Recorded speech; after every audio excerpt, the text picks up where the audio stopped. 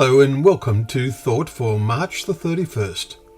Our readings are Numbers chapter 14, Proverbs chapter 10 and Luke chapter 23.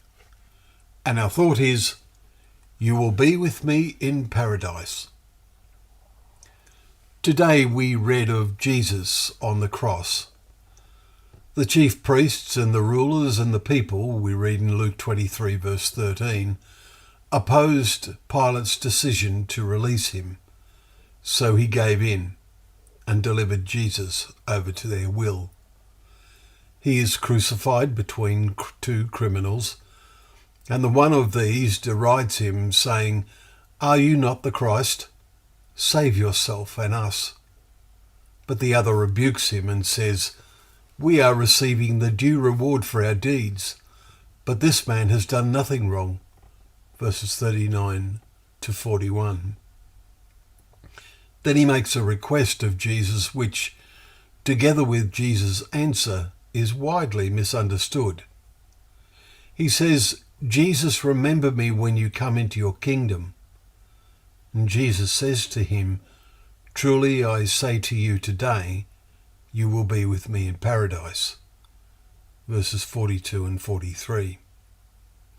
We have quoted exactly as the Bible in the ESV, with one little exception. We have put the comma after the word today instead of before it. The original Greek has no punctuation, so translators use their own judgement as to how to punctuate the text when rendering it in English or any other language. And nearly all of them get it wrong in this verse. The question the criminal asked indicates he knew the teachings of Jesus, but had turned to bad ways. Maybe he learnt the prayer Jesus taught, "Thy kingdom come, thy will be done on earth." Matthew 6 verse 10. The word paradise means a garden, a park. The Garden of Eden was a paradise. And the whole world will become the Garden of Eden when Jesus sets up God's kingdom. Jesus promised to the one who conquers, "I will grant to eat of the tree of life, which is in the paradise of God." Revelation 2 verse 7.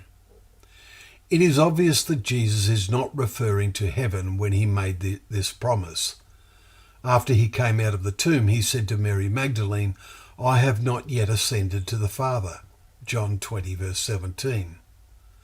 The criminal re-established his relationship with Jesus because of his faith, and for that reason he received this promise of a place in the paradise of God's kingdom.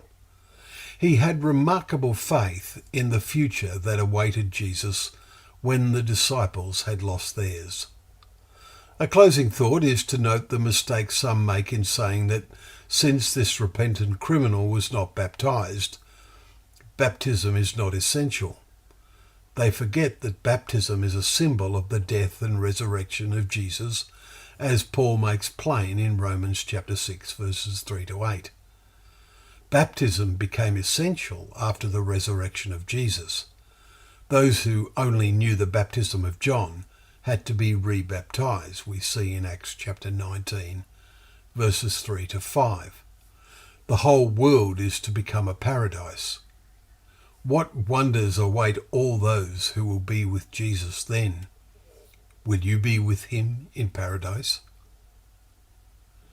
Well, thank you once again for joining us for Thought for the Day, where together we can open up the pages of God's Word, knowing that Word to be a lamp to our feet and a light to our path.